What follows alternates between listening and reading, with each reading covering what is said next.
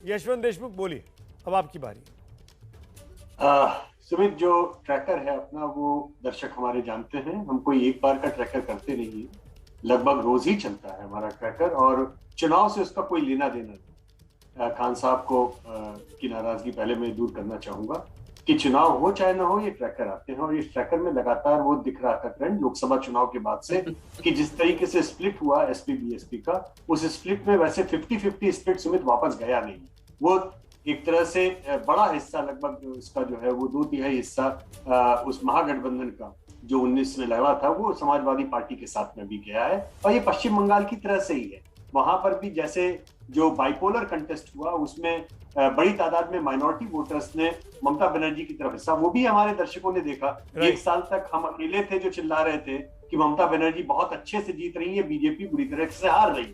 दिक्कत क्या होती है कि दिक्कत नहीं कहना चाहिए, नेता है, उनका धर्म है अपनी पार्टी को डिफेंड करना, ये उनका काम है, मैं उनकी इज्जत करता हूं और उनको करना भी चाहिए। लेकिन शूटिंग द मैसेंजर का कोई अर्थ नहीं है, क्योंकि हम लोग तो केवल हजारों लोगों से रोज बात करते हैं, साक्षात्कार करते हैं, पत्रकारिता धर्म का पालन करते हैं, जो आंकड़े आते हैं वो आपके सामने रख देते हैं। इसके अलावा अंत में तो जनता है, जनार्दन है, ये बात मैं खान साहब को अपने अनुभव से बोल सकता हूं कि कल अगर आपकी पार्टी बेहतर कर लेगी अगले 20 दिनों में, तो हम जो एक और ओपिनियन पोल करेंगे चुनाव के ठीक पहले, हम वो भी दिखाएंगे खान साहब। लेकिन उसके लिए जमीन पे आपको काम करना होगा खान साहब। नहीं, आपकी पार्टी काम करते हुए दिखनी चाहिए। अच्छा मुझे बताइए प्रधानमंत्री की इतनी रैलियां हो गई, योगी जी के इतने कार्यक्रम हुए, प्रियंका जी दिखाई दी, अखिलेश यादव रोड शो करते हुए दिखाई दिए, बहन जी क्यों नहीं दिखाई दी? कहाँ है बहन? मैं यही आपसे सुमित जी, मैं आपसे यही बता रहा हूँ कि हम उस समय हम बूथ को अपने मजबूत कर रहे थे, हम अपने कैंडिडेट तलाश कर रहे थे कि आप अब की बार हम किसी क्रिमिनल को टिकट नहीं देंगे। हम छांट रहे थे कि हमारे पास हीरे आ जाए, हमारे पास अच्छे लोग आ जाए, जमीनी कार्यकर्ता आ जाए, किसान आ जाए, मजदूर आ जाए, और हमने छांट लिया। हमने 70% टिकट डिक्लेयर कर दिया। आप पता कर लीजिए हमारे बहुजन समाज पार्टी के केंद्रीय कार्यालय में, और यहाँ देख लीजिए कि हमने टिकट फाइनल कर दिया। न सपा का टिकट फाइनल हुआ और न बस का नाम है भारतीय जनता पार्टी का टिकट फाइनल हुआ है। एक एक सीट पे ये लोग 8-8, 5-5 लोग लड़ने को तैयार हैं, तो अभी टिकट तो फाइनल होने दीजिए। बड़ा भारी असर पड़ता है। खान साहब ठीक है, खान साहब यू मेड योर पॉइंट, आपकी सुई वहां पे अटक गई है सर्वे की ऑथेंटिसिटी को लेकर। मैं डिबेट में आगे बढ़ता हूं। मनीषा प्रियम जी, मैं आपसे पूछना चाहूंगा एक न्यूट्रल एनालिस्ट होने के नाते, बहुजन समाज पार्टी का इस चुनावों में जो अभी तक की भूमिका दिखाई दी है, क्या वो उनके वोटर को, उनके काडर को पसंद आ रही होगी?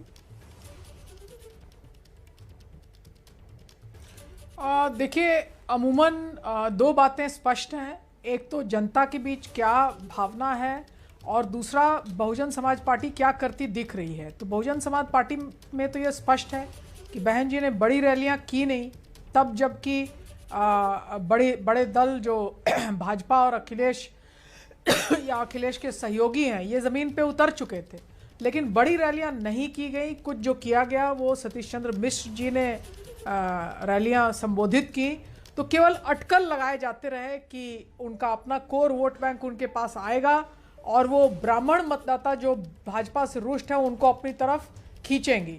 तो ये तो पार्टी के स्तर पे कयास लगाए गए। लेकिन जहां तक जनता का सवाल है, मतों का सवाल है, मैं जहां फील्ड वर्क करती हूं मुझे ये स्पष्ट दिखता है कि बहन जी के कुछ एकदम कट्टर कोर सपोर्टर्स हैं। जाति से भी उनको इंगित किया जा सकता है, वो कहते हैं कि हम तो बहन जी आया नहीं है, उनको हम करेंगे। लेकिन कहीं ना कहीं ये पार्टी ये चुनाव नहीं लड़ रही है, ये स्पष्ट है। ना रैलियां की गई हैं, ना ये स्पष्ट है कि उनकी क्या रणनीति है, वो किधर जाएंगे। तो ये कारण अब समझना पड़ेगा कि क्यों जो एक रीजनल लीडर थी, उस राज्य की मुख्यमंत्री थी, अखिलेश यादव के पहले संपूर्ण बहुमत उनके पास था, तो इस तरह से पूरे के पूरे चुनाव में उन्होंने बाहर बैठना, सिटिंग आउट क्यों स्वीकार किया है, ये स्पष्ट नहीं हो पाता है। और ये साफ होना बहुत जरूरी भी है। लेकिन अभी जो मुद्दा है वो ये चुनाव सिर्फ 22 का नहीं है, ये चुनाव 24 पर भी इसकी छाप साफ तौर पर दिखाई देगी। और बीएसपी इस तरीके से अगर शान बैठ जाएगी तो क्या 24 के चुनाव को लेकर भी, आम जिसको चुनाव कहते हैं लोकसभा का चुनाव, वहां पर भी मायावती का रोल क्या सीमित होने वाला है? दलित वोट का जो मतगणना है क्या वो सीमित होने वाली है? तुरंत लौट के आते हैं, सबसे बड़ा ओपिनियन पोल लगातार जारी है। सबसे बड़ी खबर ये कि बीजेपी की सरकार यूपी में बन रही है, लेकिन बीती बार के मुकाबले करीब 100 सीटों का नुकसान है।